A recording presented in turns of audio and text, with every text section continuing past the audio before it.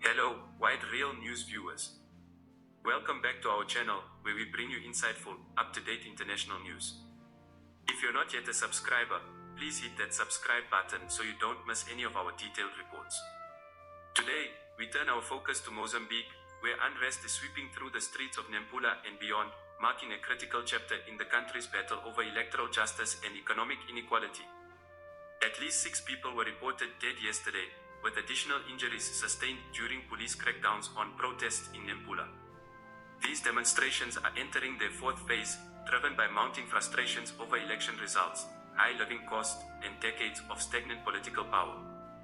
Let's dive into the details of this story to understand the unfolding dynamics. Rising tensions and calls for change in Mozambique.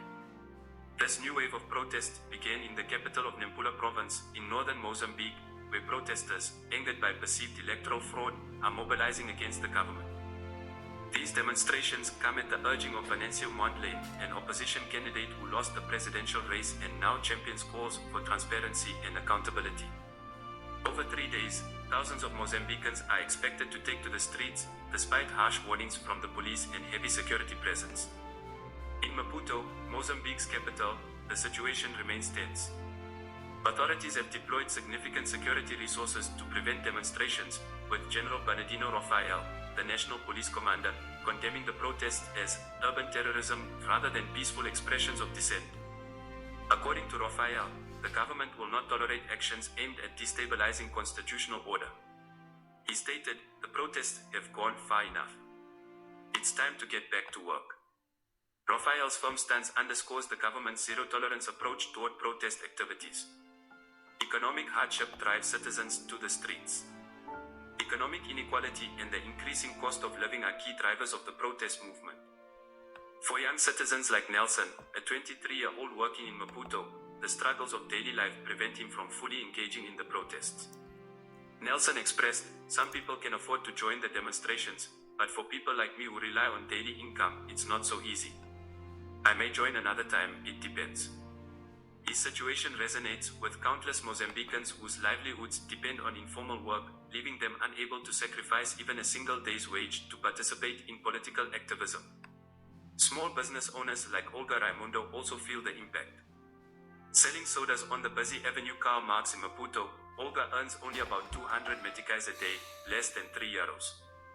Fearing violence, she shut her stall, a decision that affects her income and her family's well-being. "I have children to feed," she said. "What if I'm shot?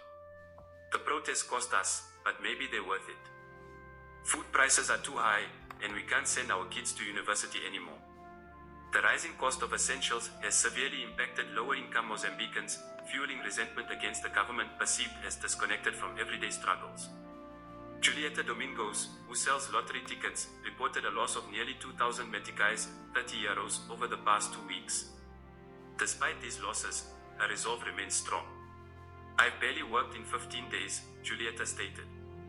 But sometimes sacrifices are needed for things to improve. I believe change is coming." A voice for change from the shadows, Venâncio Mondlane. As protests spread, Venâncio Mondlane, the opposition leader, continues to encourage supporters from his undisclosed location, using social media to counter police intimidation. In a recent video, he rallied demonstrators, saying, "We won't back down," despite the despairing words of General Bernardino Rafael. "If the police use violence, we remind them that the people have a right to defend themselves."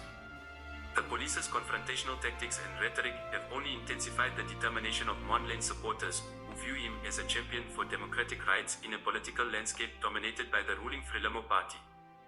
Mondlane's commitment to electoral justice has become a rallying point for many Mozambicans who feel neglected by their government and are eager to see reform. Public reactions and the reality of protest. For many Mozambicans, the protests are a double-edged sword. While there is widespread sympathy for the movement's goals, the potential costs, both financially and personally, make it difficult for some to actively participate. The city streets are quieter than usual, with businesses shut down in anticipation of unrest. In the heart of Maputo, the normally bustling commercial areas resemble ghost towns as shop owners fear for their safety and their livelihoods. The protests have also left physical scars on the city. In the Mexican neighborhood, remnants of burnt tires mark the streets, a stark reminder of past demonstrations. Despite the upheaval, daily life struggles on. "We're not tired of protesting," said Eligio, a local resident. "But we are hungry. We need to work to survive. When there are protests, businesses close, minibus drivers stay home, and people lose jobs." These demonstrations are both a symbol of frustration and an outlet for years of pent-up grievances. As Mozambicans voice their dissatisfaction, the protests expose the divide between the ruling elite and the broader population. While some see the demonstrations as a necessary means to challenge the status quo, others worry about the long-term consequences for Mozambique's economy and social stability. The fight for a better future. On the streets of Maputo, 20-year-old Moises, a car mechanic, struggles to make ends meet. Without a formal workspace, he repairs cars on the roadside. "I've lost a lot of money already," he said. "But this movement is worth it. We've suffered for 50 years under a single party that does nothing. We are tired of merely surviving, we want to live." His words capture the essence of the protest. They are about more than just election results. They reflect a deep-seated desire for change and an end to decades of poverty and inequality.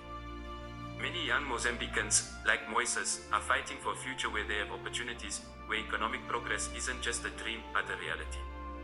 Sports amidst tension, the CAN qualifying match. Tomorrow, as Mozambique's national team faces Mali in a crucial African Cup of Nations CAN qualifying match, the atmosphere in Maputo will be tense.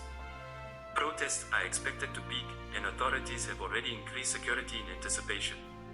Kera, a local resident, hinted at the possibility of disruptions. "Things look calm now, but they aren't. Prepare to run, because we're going to make our voices heard." Yesterday was just the start of Phase 4. On Friday, that match might not even start. The security measures underscore the precarious balance between maintaining order and suppressing dissent.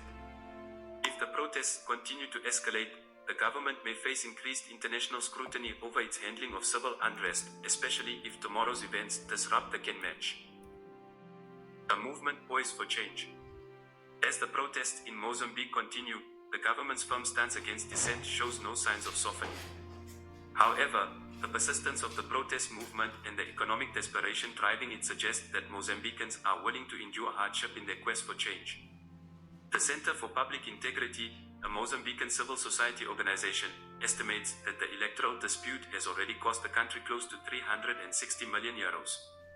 This figure highlights the substantial economic impact of the unrest on an already struggling nation.